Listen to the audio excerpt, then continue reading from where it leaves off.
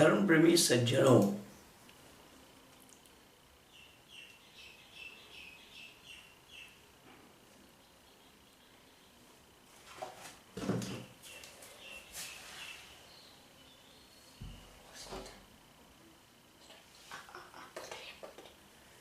धर्म प्रेमी सज्जनों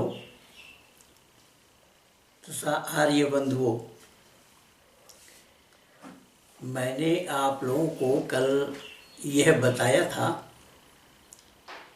कि अभी अभी 2-4 दिन पहले मिस्टर जाकिर साहब ने, जो डॉक्टर जाकिर साहब ज़रूर जानते हैं, डॉक्टर जाकिर नायक, जो मूल रूप से मुंबई के हैं, इस समय विदेश में भ्रमण कर रहे हैं।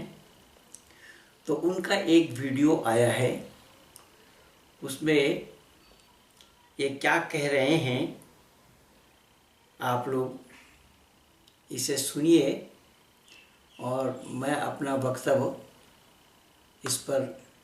अस्सलाम वालेकुम नाजरीन, हर दौर में बुतकदों की सरकोबी और कलमा हक बुलंद करने के लिए कोई ना कोई जरूर पैदा हुआ।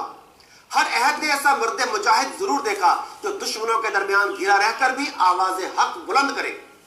हर दौर में ऐसा मर्द हुर पैदा हुआ जिसने बुत परस्तों में रहकर बुत परस्ती के खिलाफ आवाज उठाई। पहले ये काम अंबिया के सुपुर्द था, नबुव्वत खत्म हुई तो ये काम उलमा के सुपुर्द हुआ। कभी इमाम, देखिए ये कितना झूठ बोला। पहले तो इसका नाम है डॉक्टर आरिफ सिद्दीकी। ये कह रहा है कि बुत परस्ती में रहकर बुत परस्ती का खिलाफ, जबकि बुत परस्तियों में रहकर बुत परस्ती का खिलाफ ये इस्लाम के लिए कह रहा है। इस बेचारे को ये मालूम ही नहीं है कि बुत परस्ती वेद में कहीं नहीं है, जो डॉक्टर जाकिर नायक ने खुद कहा। ना तस्य प्रतिमास्ति बोला, अंधन तमें प्रविशन्ति वेद मंत्र ही बोला उसने। आइए मैं बता रहा हूं कि ये कह रहा है, इस्लाम का दुहाई दे रहा है कि बुत परस्तियों में रह करके बुत परस्ती का खिलाफ काम किया है। जब जाकिर नायक के अब्बा हुजूर का भी जब जन्म नहीं हुआ था, उससे पहले बुत परस्तियों में रहकर, तो इस्लाम का नुमाइंदा बुत परस्ती थोड़ा ही है जो बुत परस्तियों में रहकर बताया जा रहा है। अरे बुत परस्तियों में रहकर अगर बोलोगे तो सबसे पहले राजा राम मोहन राय का नाम लेना पड़ेगा। राजा राम मोहन राय मूर्ति पूजक नहीं थे, उन्होंने अपने पिता को मना किया था। राजा राम मोहन राय ने वेद में मूर्ति पूजा नहीं है इसको खोल करके बताया। तब तो डॉक्टर जाकिर नायक के दादा हुजूर का भी जन्म नहीं हुआ था, क्योंकि डॉक्टर राजा राम मोहन राय का जन्म हुआ था 1772 में। उसके बाद भी डॉक्टर जाकिर नायक के अब्बा हुजूर भी जब धरती पर नहीं आए, महर्षि देव दयानंद ने, जिनका जन्म 1824 में हुआ, उन्होंने बुत परस्तियों में रहकर, अर्थात हिंदुओं में रहकर, वेद में मूर्ति पूजा नहीं है उसका प्रचार किया। तो तुम क्या बताते हो? वेद में मूर्ति पूजा है कहाँ जो तुम बोले जा रहे हो भाई कि वेद में मूर्ति पूजा के लिए आप बता रहे हो?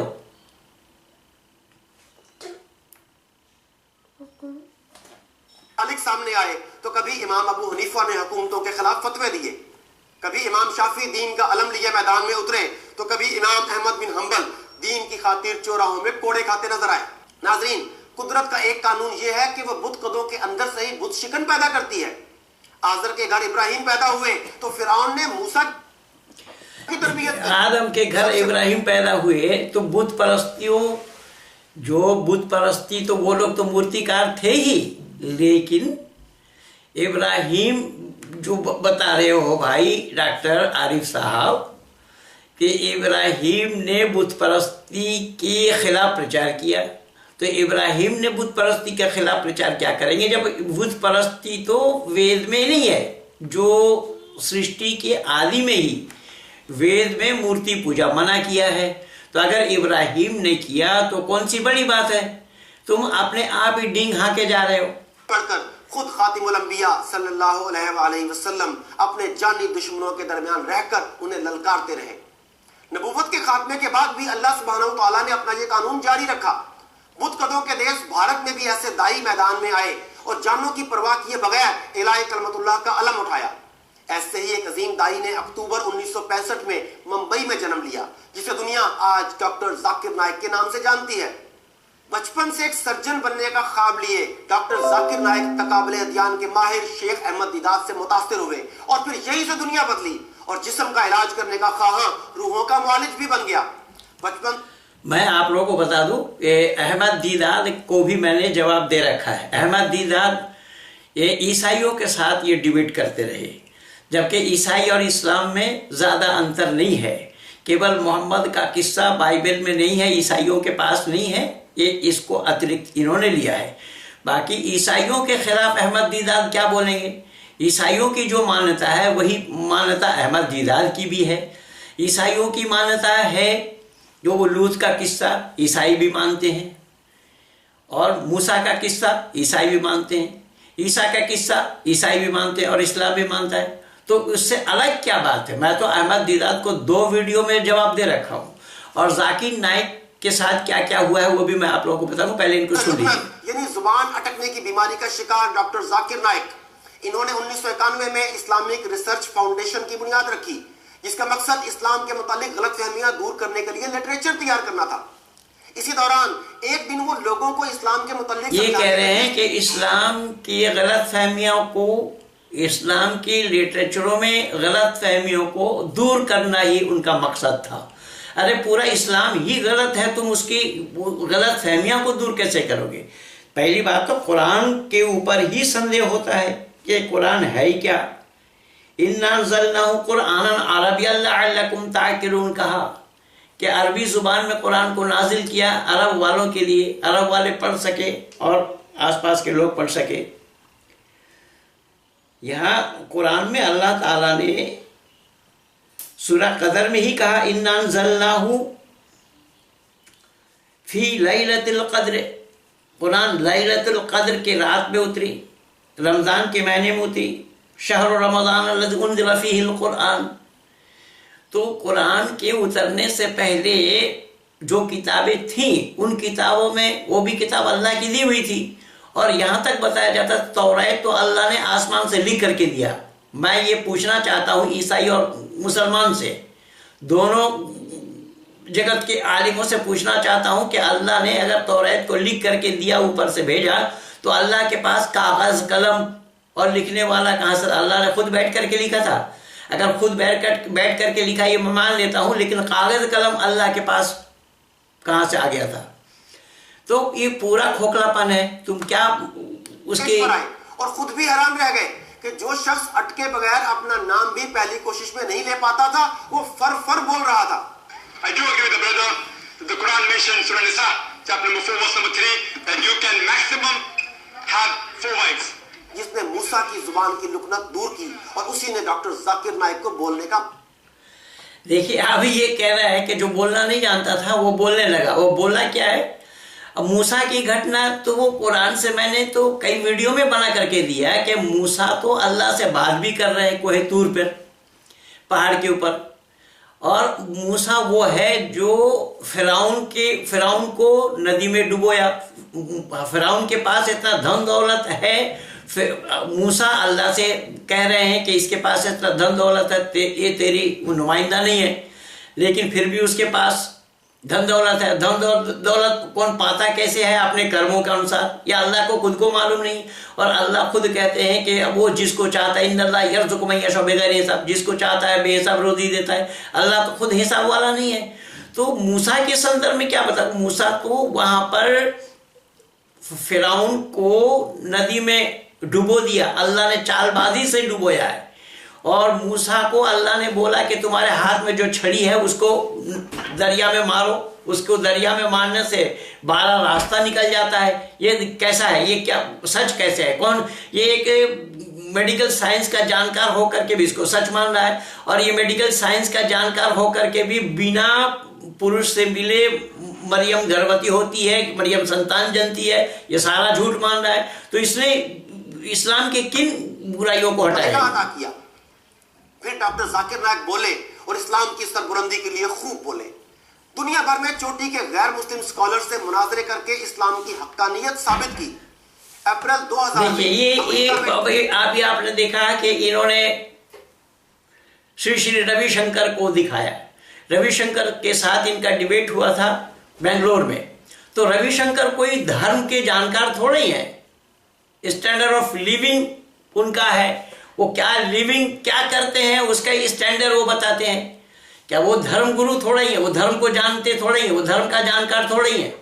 अगर धर्म के जानकार को इनको बुलाना था तो कोई धर्म के जानकार को ही बुलाते, आर्य समाजी विद्वान को बुलाते। अरे आर्य समाजी विद्वान तो बहुत दूर की बात, आर्य समाज का कोई चपरासी को बुला लेते तो भी जाकिर नाइक उससे जीत नहीं पाता। ये मैं दावा के साथ कह रहा हूं। हमारा आर्य समाज का कोई भी एक चपरासी को बुला लेते, उसी बेंगलोर में है, उसी बेंगलोर में गुरुकुल भी है, ओम शांति धाम वाला गुरुकुल, जो जामे अजहर से जो पढ़ करके आया, जिसकी शुद्धि मैंने करी, जिसको मैं वैदिक धर्मी बनाया, जो एकेश्वर बात पर मेरे साथ डिबेट में हार गया पहाड़गंज आर्य समाज में, उसको उसी गुरुकुल में ओम शांति धाम उसी बेंगलोर में मैं भर्ती करा करके आया। तो ये रविशंकर को क्या दिखाते, इसको भीड़ चाहिए, इसको भीड़ चाहिए। अब इनको ये मालूम ही नहीं है कि भीड़ भेड़ों की होती है, शेर अकेला चलता है, शेर कभी झुंड में नहीं चलता। और ये मेरे साथ क्या क्या हुआ है मैं सारा प्रमाण आज आप लोगों को दूंगा इकट्ठा करके, ये किस तरीके से झूठ बोल रहा है। देखिए, डॉक्टर विलियम कैम्पबेल के खिलाफ होने वाला यादगार मुनाजरा एक तारीखी मुनाजरा था। विलियम कैम्पबेल का जवाब देने के लिए कोई मुस्लिम स्कॉलर तैयार नहीं हो रहा था, लेकिन वही विलियम कैम्पबेल जब डॉक्टर जाकिर नाइक के सामने आया तो कहने पर मजबूर हो गया कि उसके पास डॉक्टर जाकिर नाइक के उठाए गए सवालों के जवाब नहीं है। और यूं देखिए, ये कह रहे हैं कि एक ईसाई विद्वान वो कह रहा है कि डॉक्टर जाकिर नाइक के पास जवाब देने के लिए किसी के पास जवाब नहीं है। और मैं आप लोगों को दिखा रहा हूं कि डॉक्टर जाकिर नाइक को किस तरीके से मैं निरुत्तर कर रखा हूं और आज तक उसने जवाब नहीं दिया। वो मैं केवल कहूंगा नहीं, ये लिखित रूप में है, मैं ये सारा प्रमाण दूंगा आज आप लोगों को। अब आगे सुनिए ये क्या बोल रहे हैं। होकर गुमनामी में चला गया। डॉक्टर जाकिर नाइक ने दुनिया भर के अलावा भारत में भी बड़े बड़े इज्तिमात से खिताब किया।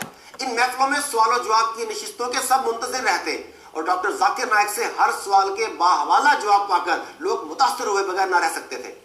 हिंदुओं, ईसाइयों, पारसियों को इनकी किताबों से इन्हीं के सवालों के जवाब देकर लाजवाब करने का फन डॉक्टर जाकिर नाइक का तुर्राए इम्तियाज। अब ये कह रहा है कि हिंदुओं को जितने जो उनके पास सवाल लेकर के आते थे सबको निरुत्तर करते थे। और मैं दावा के साथ कह रहा हूं आज तक मेरा जवाब इनसे नहीं बना, न दे पाए। जाकिर नाइक का पर्दाफाश जरूर सुदर्शन न्यूज चैनल में आप लोगों ने देखा होगा। जाकिर नाइक का पर्दाफाश सुदर्शन न्यूज चैनल में आप लोगों ने देखा होगा। सुदर्शन न्यूज चैनल में सुदर्शन न्यूज चैनल के डायरेक्टर सुरेश चौहान के ने बोला कि डॉक्टर साहब अगर आप मेरे स्टूडियो में आना चाहते हैं तो आपका स्वागत है, और अगर आप अपने पास बुलाते हैं तो हम अपनी टीम के साथ आते हैं। आज तक तो जवाब दिया नहीं, आज तक जवाब आया नहीं। और उससे पहले की बात मैं आप लोगों को बता देता हूं, डॉक्टर जाकिर नाइक ने मुझे, देखिए ये है IRF, आप लोग देख रहे हैं, ये है उनका निमंत्रण पत्र। ये 2004 के 1 जनवरी में उन्होंने जो सेमिनार किया था बंबई के अंदर में, उसमें मुझे निमंत्रण दिया। ये है निमंत्रण पत्र, ये है निमंत्रण पत्र उनका। और ये मैं दिखा दिया कि बाकायदा ये बाई पोस्ट आया है पंडित महेंद्र पाल आर्य के नाम से। और इसका जो फोल्डर है मैं इसको रोका यही, similarity between Hinduism and Islam पर। देखिए अच्छे ढंग से देख लीजिए, मैं कहीं बना करके तो नहीं दिखा रहा हूँ, ये फोल्डर उन्हीं के हैं। उन्होंने मुझे बुलाया बाकायदा निमंत्रण दे करके मुझे बुलाया 2004 के 1 जनवरी में। 2004 के 1 जनवरी में बुलाने का कारण बना कि मैं 2003 में ही उसको घेर लिया था। और 2003 में जब उसको मैं घेर लिया तो ये मुझे खुशामद करने के लिए ये सारा पत्र लिखा। और देखिए ये मेरी किताब है,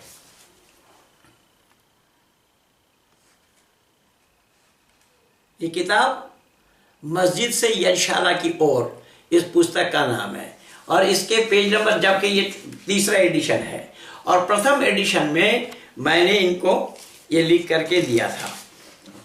इसके ये पत्र मिलते ही मैं ये लिखा था 2004 के मार्च महीने में। उन दिनों में एक पत्रिका का मैं संपादन करता था। पत्रिका का नाम था ऋषि सिद्धांत रक्षक। जिस पत्रिका का नाम था उसी ऋषि सिद्धांत रक्षक पत्रिका में मैंने अपने संपादकीय लेख में ये सारा विवरण लिखा। उसमें लिखा, क्या लिखेगा, अभी 2004 के प्रथम सप्ताह में इस्लामिक रिसर्च फाउंडेशन 56/58 टेंडल स्ट्रीट, डोंगरी, मुंबई 4,09,000 से मेरा नाम एक परिचय पत्र आया डॉक्टर जाकिर नाइक का, जो हिंदू में इस्लाम के नुमाइंदा हैं। तुलनात्मक अध्ययन पर ये बोलते रहते हैं। मूल विषय इनका तुलनात्मक अध्ययन है।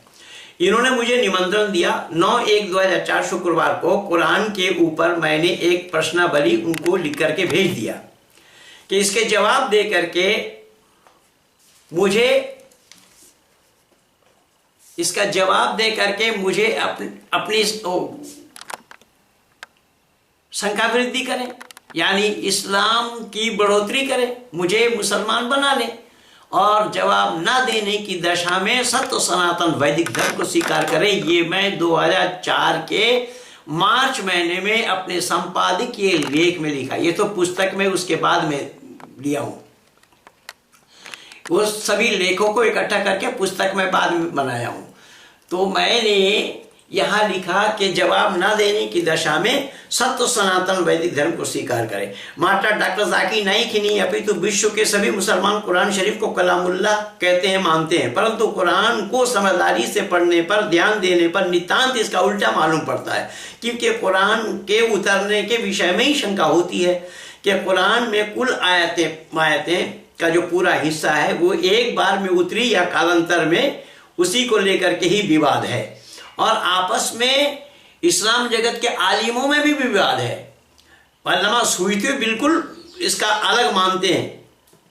खैर, जब इनके सूरतें पृथक पृथक जगह में उतरी, या और एक बार में उतरना कुरान का संभव क्यों होगा, और यही मान लें कि कुरान पृथक पृथक सूरतों को अल्लाह ने अलग अलग स्थान में उतारा, तो इस्लाम वालों की मान्यता यह है कि कुरान की आयतों से यह सिद्ध होना संभव नहीं है, क्योंकि अल्लाह ने 25 पारा सूरह दुखान आयत नंबर 2 तथा 3 में बताया है कि इन्ना अंज़लनाहु फी लैलतिन मुबारकतिन इन्ना कुन्ना मुरसलीन। कसम है किताब की। देखिए, अल्लाह खुद कसम खा करके, बड़े कसम खाने की आवश्यकता अल्लाह को पड़ती है। अल्लाह किसको विश्वास दिलाना चाहते हैं, जिस कुरान को कलामुल्लाह कहा जा रहा है। खैर, अल्लाह यहाँ कसम खा करके बतला रहे हैं कि मैंने कुरान को उतारा। तो मैंने इनको मूल रूप से 2 सवाल लिख करके भेजा था। कि 2 सवाल क्या था कि हजरत मोहम्मद साहब की कमसिन 3 नंबर की पत्नी उम्मुल मोमिनीन हजरत आयशा, जो अबू बकर की लड़की थी, उनके ऊपर व्यभिचार का शक लगा था। एक काफिला में जाते समय जब वो रफा हाजत के लिए गई, पीछे एक सहाबी नियुक्त थे, कोई सामान गिरने पर वो ले आए, लेकिन सामान तो नहीं मिला। झाड़ी से आयशा निकलते हुए मिल गया उनको, वो अपने सवारी पर बैठा करके ले गए। लेकिन हजरत मोहम्मद साहब भी इस पर शक करते रहे, उनके चरित्र पर, और अल्लाह ने वहां अल्लाह को गवाही देनी पड़ी कि अगर तुम अपने पत्नियों पर शक करते हो तो 4 गवाही ले आओ, और 4 गवाह ना मिले तो अपने आप 4 बार गवाही दे दो। ये अल्लाह गवाही दे रहे हैं। क्या यही कलामुल्लाह है? केवल इतना ही नहीं, मैं वहां पर हजरत मोहम्मद साहब की जो मुंह बोला बेटा था, जैद जिसका नाम था, जैद बिन हारिस, उस जैद बिन हारिस के लिए भी लिखा। जैद बिन हारिस को उन्हें अपने फुफीजाद बहन से शादी कराई थी, लेकिन उसी से तलाक दिलवा करके निकाह किए बिना अपने घर रख लिया। लोगों में आपस में कानाफूसी होने लगी और अल्लाह को गवाही देनी पड़ी। सूरह अहज़ाब आयत नंबर 37 में देखना। फिर जब जैद का जी भर गया, जैनब से तलाक दिया उसने, मैंने अर्थात अल्लाह ने निकाह करा दिया आसमान से जैनब का। यह अल्लाह का काम है, जिस कुरान को कलामुल्लाह कहा जाता है। ये सब मेरे पुस्तक में उन दिनों से लेकर के अब तक ये जाकिर नाइक को ही सवाल लिखा हुआ है। आज तक जाकिर नाइक जवाब दे नहीं पाए, और ना ये सामने आने की हिम्मत जुटा पाए, बल्कि ये तो मुकरने लगे थे। इनके साथ मेरा संपर्क हुआ। जयेश पटेल जरूर जानते होंगे, नाम सुने होंगे आप लोग, यूट्यूब में मेरा वीडियो लगा हुआ है। जयेश पटेल के साथ मेरा संपर्क हुआ। विकास कुलपे नाम का एक हिंदू को उसने मुसलमान बना रखा था, और उस विकास कुलपे के साथ एक अमीषा नाम की एक लड़की जो हरियाणा की है, उसके साथ उसका अफेयर चल रहा था। तो उसने बोला इस लड़की को इस्लाम स्वीकार करो, तो हम कर लेंगे। तो वो जो विश्व हिंदू परिषद के लोग थे, वो हरियाणा से लेकर के दिल्ली आए। लाजपत नगर सनातन मंदिर के सामने बैठ करके एक घर में और भी लोग थे, विशेष करके स्वदेशपाल गुप्त जो विश्व हिंदू परिषद के कार्यकर्ता, हिंदू जागरण के भी रहे, उनके सामने कई लोगों के बीच में बैठ करके उनसे बात हुई। और उस लड़की ने स्वीकार किया, विकास कुलपे के साथ बात कराई, और उसने जाकिर नाइक के साथ, उसमें जयेश पटेल के साथ मिलाया। जो जयेश पटेल के साथ मेरी वार्ता हुई, और इसने इन लोगों ने झूठ बोलना शुरू किया। तो कहने का तात्पर्य मेरा यह है, ये साहिबान डॉक्टर आरिफ सिद्दीकी बता रहा है कितने हिंदुओं को निरुत्तर किया। अरे एक आर्य को निरुत्तर नहीं कर पाया तो कितने हिंदुओं को निरुत्तर करेगा वो? ये कोरा झूठ है, और आर्यों के सामने आज तक आया नहीं। डॉक्टर जाकिर नाइक ने इस्लाम की बड़े पैमाने पर अशात के लिए पीस टीवी के नाम से एक अंग्रेजी टीवी चैनल का आगाज किया, जिसे बहुत मकबूलियत मिली और लोग धड़ाधड़ इस्लाम से मुतासिर होने लगे। कुछ अरसे के बाद मुख्तलिफ जुबानों में पीस टीवी लॉन्च किया गया, जिनमें उर्दू, बांग्ला, चाइनीज और अल्बानियन भी शामिल है। टीवी चैनल के आगाज के बाद डॉक्टर जाकिर नाइक की असर पजीरी में मजीद इजाफा हुआ और उनके जलसों में शरीक अफराद की तादाद लाखों में पहुंचने लगी। नाजरीन, मुझे याद पड़ता है कि 2018 में जब मैं मलेशिया में डॉक्टर जाकिर नाइक साहब का मेहमान था, तो वहां मैंने इनसे सवाल किया कि एक सेशन में आपने ज्यादा से ज्यादा कितने लोगों से खिताब किया है? तो उन्होंने जवाब दिया तकरीबन 1.2 मिलियन। जी हाँ, 12 लाख। देखिए, 12 लाख लोगों को खिताब किया। अब वह यहाँ पे प्रवीण तोगड़िया को भी दिखाया जा रहा है।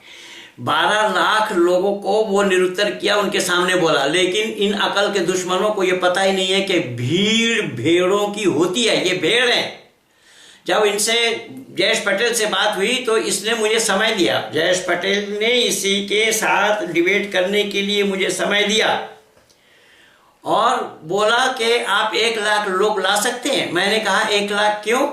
तो बोले मैं जहां खड़ा होता हूं वहां लाखों की तादाद में लोग जुड़ते हैं, 1 लाख लोग जुड़ जाते हैं। मैंने कहा कि भाई हुजूर सल्लल्लाहु अलैहि वसल्लम जब तबलीग में गए थे तो कितने लोग उनके साथ थे, कितने लाख लोग उनके साथ थे, आपको 1 लाख आदमी क्यों चाहिए? मैंने कहा चलो ठीक है, आप आ जाओ।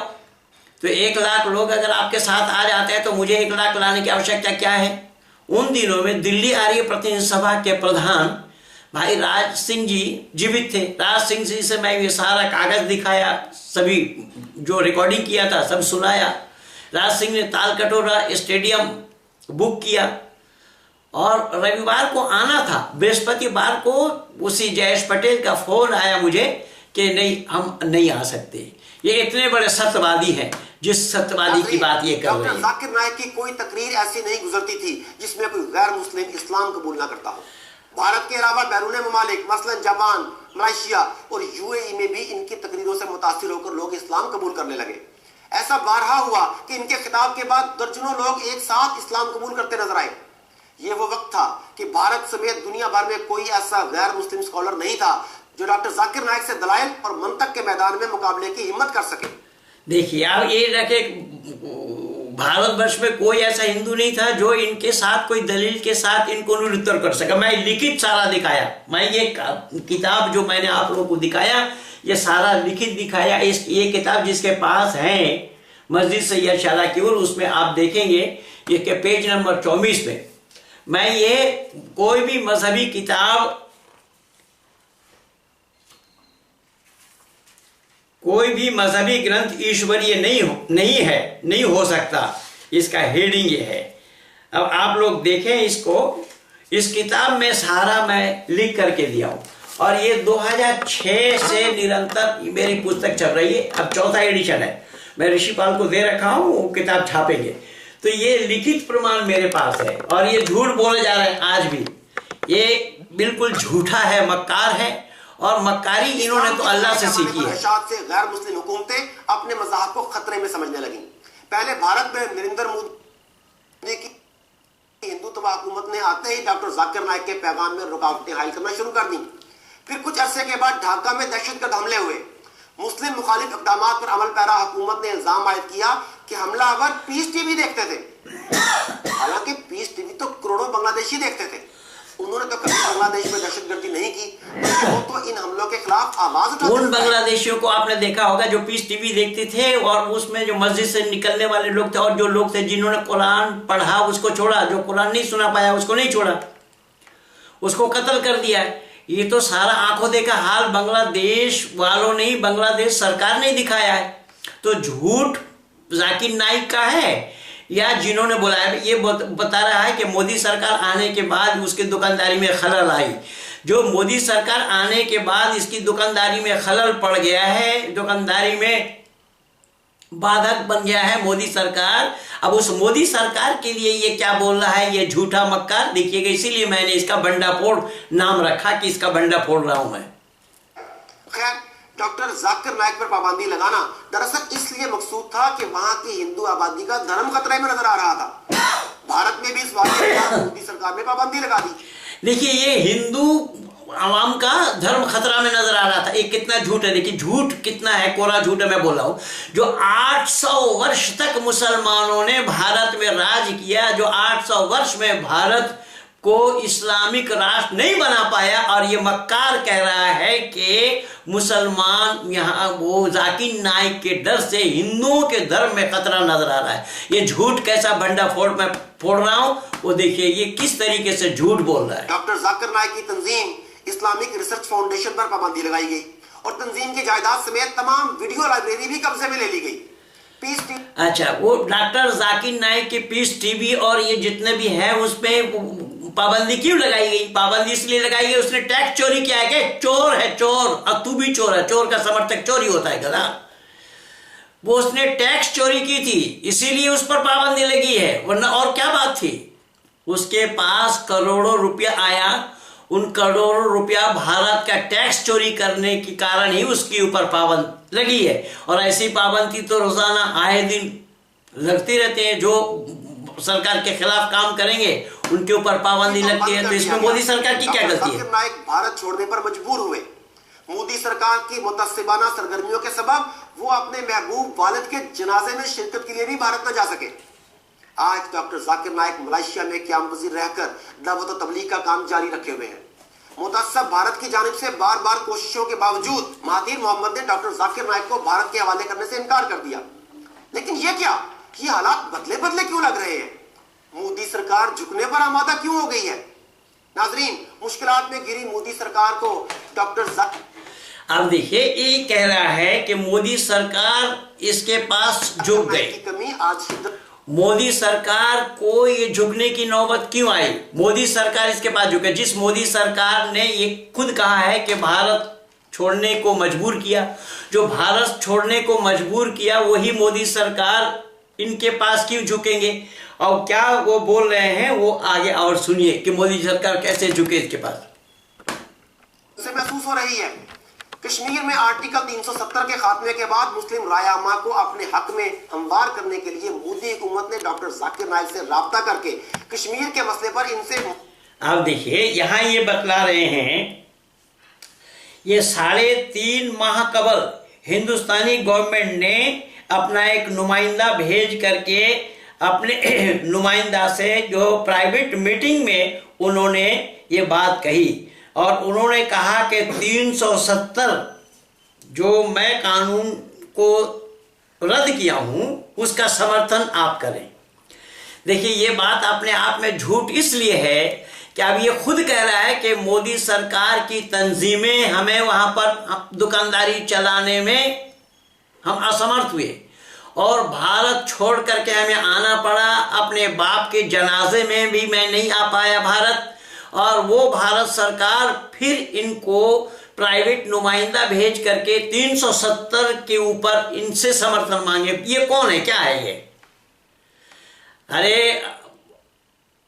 अरब के प्रिंस से समर्थन नहीं मांगे, और ये कौन है? अरब के यानी सऊदी अरबिया के प्रिंस से भी ओहदेदार है क्या? और बदले में डॉक्टर जाकिर नाइक के खिलाफ तमाम मुकदमात को खत्म करने की पेशकश की है। देखिए ये डॉक्टर जाकिर नजरिए की फरोख्त थी।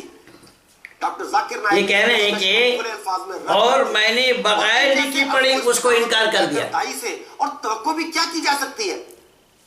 3.5 months before, the Indian officials, ये कह रहा है कि मैं उसको इनकार कर दिया। a representative from the Indian government, he said that he is coming after personal meeting and under the direct instructions of the Prime Minister of India, Narendra Modi. देखिए अब ये नरेंद्र मोदी प्राइवेट मीटिंग करके उनके पास आदमी भेजा कि आप हमारा समर्थन करिए, मैं आपके ऊपर जितना भी केस है सबको रद्द कर दूंगा, और मेरा समर्थन क्या करेंगे कि 370 जो मैंने हटाया उसका समर्थन आप करिए। अब बताइए इससे कोरा झूठ और क्या हो सकता है? ये झूठ किस तरीके से बोल रहा है कि इससे आप लोग भी अंदाजा लगा सकते हैं। और इन्होंने बोला कि मैंने बगैर लिखी पढ़ी के उसको इनकार कर दिया, और मैंने कहा कि मेरी राय में कश्मीर में आर्टिकल 370 को खत्म करना गैर आईनी है, गैर कानूनी है, ये कह रहा है। ये MBBS है मुन्ना भाई, ये मुन्ना भाई को कानून के बारे में क्या जानकारी है? जो कानून का जानकार जो बैरिस्टर है असदुद्दीन ओवैसी, उसने भी नहीं बोला 370 के ऊपर, और ये कह रहा है कि ये गैर आईनी है।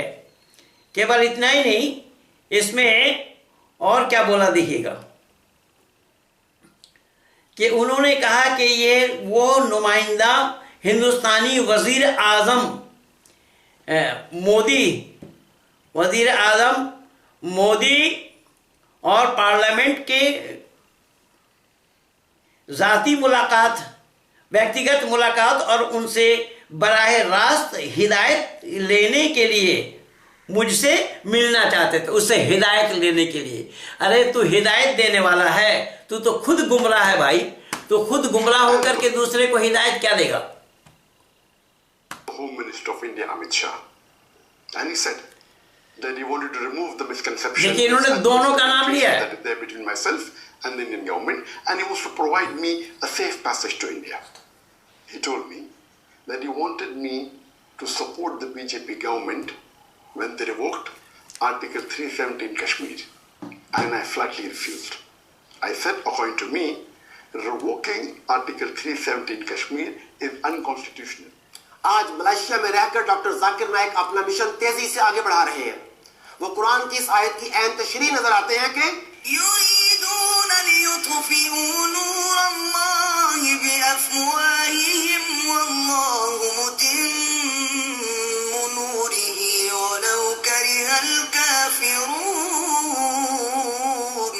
ये चाहते हैं कि अल्लाह के चिराग की रोशनी को मुंह से फूंक मार कर बुझा दें, हालांकि अल्लाह अपनी रोशनी को पूरा करके रहेगा, काफिर नाखुश ही हों। आप देखिए कि ये कह रहे हैं कि अल्लाह के रोशनी को कोई फूंक मार करके बुझा नहीं सकता, पर अल्लाह के रोशनी को कोई बुझा नहीं सकता फूंक मार करके, ये तो कहने के लिए कह रहे हैं, पर बंधु अल्लाह के ये रोशनी अपने आप ही फूंक मारने की आवश्यकता जरूरत नहीं पड़ी, अपने आप ही बुझ रही है। देखो जाओ, तुम्हारा तबलीगी जमात के सदर अमीर मौलाना मौलवी साद कहाँ है? ढूंढो जाकिर नाइक। तुम अपने आप को ही बचा नहीं पाए, तुम यहां से भागकर चले गए मलेशिया, तुम्हें भागना पड़ा, और ये इस्लाम की चिराग को बुझा नहीं पाए। जब इस्लाम की चिराग को बुझा नहीं पाए तो तुम्हें भागना क्यों पड़ा? अभी तबलीगी जमात के माध्यम से इस्लाम की चिराग अपने आप बुझते जा रही है। आज संपूर्ण भारतवर्ष को जिस दावा नल में इन्होंने डाला है, ये कोरोना वायरस को संपूर्ण भारत भर में मानव समाज के अंदर में फैला करके भारत को अस्थिर करने का प्रयास किया है। इसी का नाम इस्लाम है और इस्लाम मिट जाएगा, मिट जाएगा, मिट जाएगा धरती से, संपूर्ण धरती से मिट जाएगा। क्यों? कि इस्लाम अपने आप में ही वायरस है। क्या तुम्हें अभी भी विश्वास नहीं है? क्या तुम्हें अभी भी यकीन नहीं है कि जिस झूठ का प्रचार तुम कर रहे हो, और मैंने अब तक ये चुनौती तुम्हें भी दिया है कई बार कि इस्लाम के मानने वाले कुरान को कलामुल्लाह मानते हैं, इस कुरान को कलामुल्लाह सिद्ध करके दिखाए। आज तक तो कोई सामने कलामुल्लाह सिद्ध कर नहीं पाया, और जो आया वो मुंह के बल गिरा। यहां जब अल्लाह ताला कसम खा करके, अल्लाह ताला कसम खा रहे हैं, अल्लाह ताला को कसम खाने की जरूरत क्यों पड़ी भाई? और कसम कौन खाता है? एक दूसरे को विश्वास दिलाने के, जब कोई एक दूसरे की बात पर विश्वास नहीं करता तब वो कसम खाता है। तो अल्लाह ताला तो खुद कसम खा करके बोल रहे हैं। इसीलिए मैं निवेदन कर रहा हूं कि ये जो झूठ का पुलिंदा ये लिए फिर रहे हैं, ये मैं जो सवाल इसको किया ये जवाब नहीं दे पाया और ना जवाब दे पाएगा। और वो कह रहा है कि हजारों की तादाद में यहाँ हिंदुओं को बना, अरे हिंदू धर्म खतरे में है। तुम 800 साल तक इस भारत को इस्लामिक राष्ट्र नहीं बना पाए, मुस्लिम राष्ट्र नहीं बना पाए, और एक जाकिर नाइक के डर से सारे हिंदू मुसलमान बन रहे हैं। अरे एक आर्य को ही तो मुसलमान बना करके दिखाओ। खुली चुनौती है मेरी, खुली चुनौती है, खुला दरबार है मेरा। आज तक तो सामने आ नहीं पाए और बकवास किए जा रहे हो। जिस अल्लाह के नाम से कुरान कलामुल्लाह क्यों और कैसे है, जिस कुरान का दुहाई तुम दे रहे हो, और अल्लाह के ये चिराग बुझा नहीं पाएंगे। देखो बुझ रहे हैं कि नहीं? मौलाना साद को ढूंढ करके ले आओ ना जरा। मौलाना साद को, यद्यपि पुलिस वालों को पता लग गया है कि वो जाकिर नगर अपने मकान में ही है और एकांतवास में है, पर आप देखो, देखते जाओ जाकिर नाइक आगे आगे होता है क्या। इसीलिए होता है क्या, ये मैं क्या बोलूं। ये जाकिर नाइक का तो मसला ऐसा है ना भाई दुनिया वालों, कि जंगल में मोर नाचा किसने देखा, ये वही बात कर रहा है कि किसी ने देखा नहीं। जिस मोदी ने तुमको यहां से भारत छोड़ने के लिए मजबूर किया, जो तुम्हारे संपत्ति को जब्त किया, संपत्ति को कुड़की करी, और वही मोदी के लिए तुम बता रहे हो कि तुम्हें खुशामद कर रहे हैं। मोदी और अमित शाह का नाम लिया इन्होंने, ये 370 के समर्थन में उसको बुलाया जा रहा है। वो कौन है वो? अबे तू है कौन? तेरे समर्थन मांग रहे हैं भारत सरकार, भारत के प्रधानमंत्री और गृह मंत्री। ये कोरा झूठ है। इसीलिए मैंने इस वीडियो का नाम जाकिर नाइक का भंडाफोड़ रखा है। और भंडाफोड़ केवल जाकिर नाइक का नहीं है, संपूर्ण इस्लाम जगत का भंडाफोड़ है ये। संपूर्ण इस्लाम जगत के लिए किस तरीके से ये कर रहे हैं वो सारा मैं उजागर आप लोगों के बीच में किया हूं। लेकिन फिर भी सिस्टम खराब होने के नाते मैंने ये जो बनाया है, कहां तक हुआ क्या हुआ मुझे नहीं पता लग पाया कि आप लोगों के साथ मैं लाइव आ पाया या नहीं। लेकिन लाइव भले ही मैं ना आया हूं, लेकिन मैं अपने कैमरा से भी इसकी रिकॉर्डिंग कर चुका हूं। ये हर हालात में आप लोगों तक मुझे इस वीडियो को पहुंचाना है। इन्हीं शब्दों के साथ मैं अपनी वाणी को यहीं पर विराम दे रहा हूं। ये समय बहुत दुखद समय है, सबर करने का समय है, सब लोगों को एकत्रीकरण होने का समय है। सत्य सनातन वैदिक धर्म को बचाने के लिए, सत्य सनातन वैदिक धर्म को उजागर करने के लिए, और ये झूठी रोशनी जो है उस रोशनी को बुझाने का भी काम, क्योंकि अविद्या का नाश पहले है, विद्या की वृद्धि बाद में है। ऐसे अविद्या का नाश जब तक आप नहीं चाहेंगे तो विद्या की वृद्धि नहीं हो पाएगी। ये मैं नहीं कह रहा हूं, आर्य समाज के संस्थापक ऋषिवत देव दयानंद ने अपने आर्य समाज का 8वां नियम में लिखा है, अविद्या का नाश और विद्या की वृद्धि होनी चाहिए। और इसी अविद्या को जाकिर नाइक भारत में चला नहीं पाया, भारत को छोड़ना पड़ा। और संपूर्ण इस्लाम ही अविद्या है। जो मैं कुरान को कलामुल्लाह नहीं है, इसका बहुत सारा प्रमाण लिख करके आप लोगों को दिया हूं, वीडियो में बोल करके भी दिया हूं। और आज जाकिर नाइक का ये जवाब देना मैंने बहुत जरूरी समझा, इसीलिए मैं अपनी बातों को आप लोगों तक पहुंचाया हूं। आगे न बढ़ता हुआ यहीं पर ही अपनी वाणी को विराम दे रहा हूं। आप सब लोगों को बहुत बहुत धन्यवाद। कहिए भारत माता की जय।